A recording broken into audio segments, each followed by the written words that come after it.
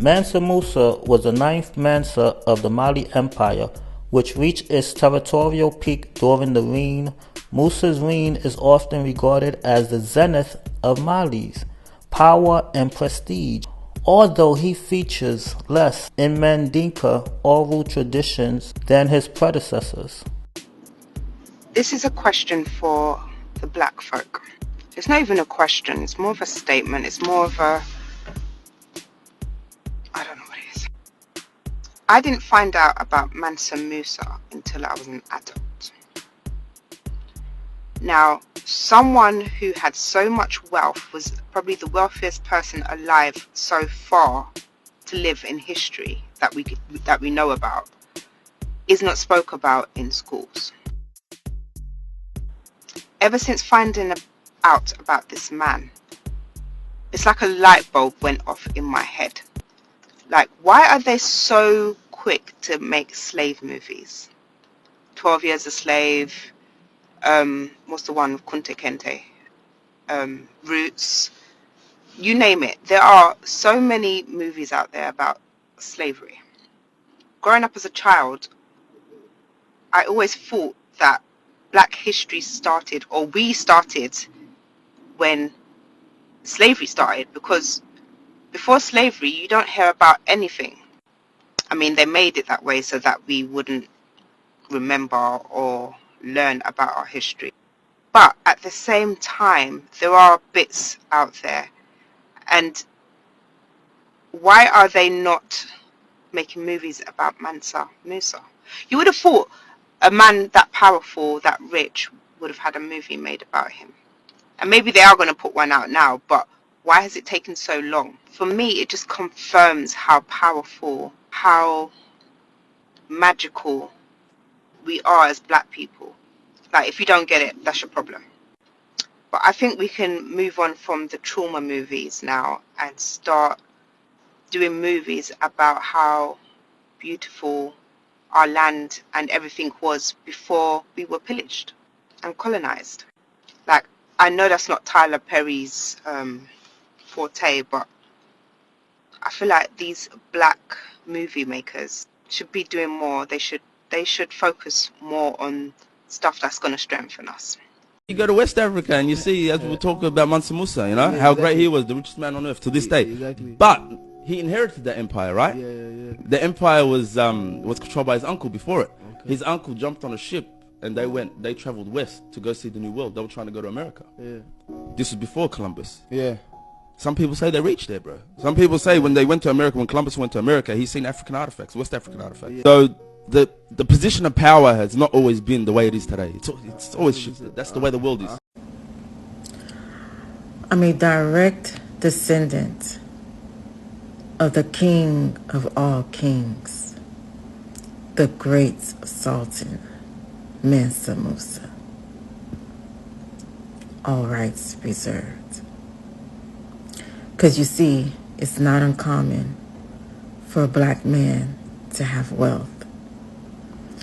It's not uncommon for a Black man to own his land. It's not uncommon for a Black man to have many wives. It's not uncommon for a Black man to have livestock. It's not uncommon for a Black man to have respect.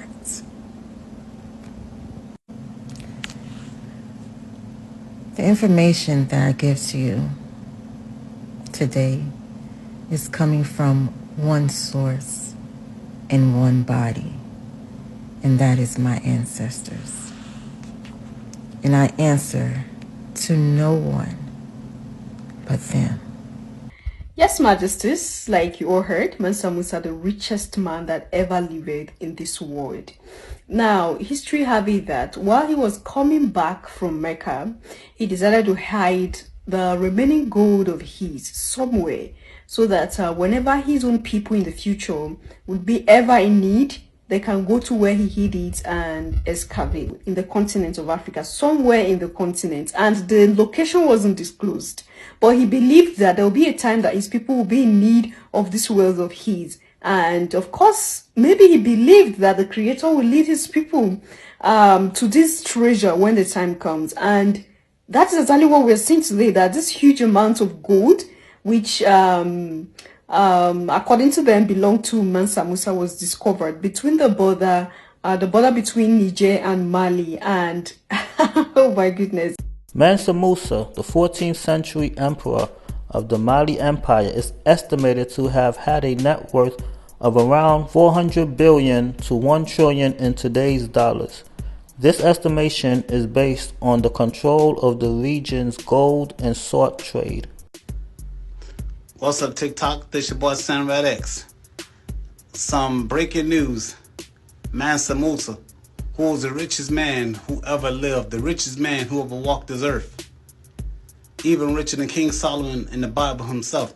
His tomb was discovered. His tomb was found in this between the mountains of Mali and Niger. They say his tomb was to be an estimated worth of over $5 trillion or more, which is a great discovery. However, we already know how this is going to play out. However, we know what's going to take place. However, we know who's coming. However, we know who's going to claim it. However,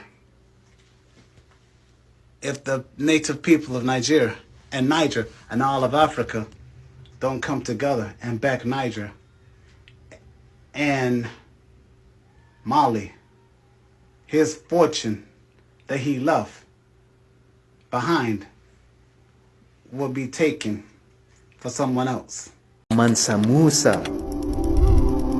Mansa Musa, of course, is another beautiful story. This wealthy West African ruler, Muslim ruler, who essentially, because of the wealth that he distributes over during his Hajj, drops the price of gold in Egypt for 10 years. 10 years, the price of gold is so low that people are trading pieces of gold for loaves of bread. Imagine that. That's how much gold he just distributed as he went. The richest man of all time, and his name is Mansa Musa. Now let's talk about it. Now Mansa Musa is considered one of the wealthiest men and kings in history because he ruled the Mali Empire, which had vast access to gold, salt, and different mines in the region, allowing him to control the gold trade throughout the Sahara Desert. And his wealth was further amplified by taxing merchants and traveling through important trading cities. And he was the emperor around the 14th century, and his reign lasted from the years of 1312 to 1337. But his wealth was so legendary, like people to this day still don't know the amount of money he had. They want to say it would range between 400 billion of today's dollars, but this man was worth trillions, y'all. Like, this man traveled in large caverns through different cities, giving away so much gold that he caused the inflations in cities that he visited. Like, one time he visited Egypt, y'all, and he gave away so much gold that the value of metal dropped, damaging the Egyptian economy for about a decade. Like, this man was literally like the richest person ever because of all their natural resources. Like, they had not just gold, they had salt that was extremely popular back then as well, silks, all other things. So he was just real lit.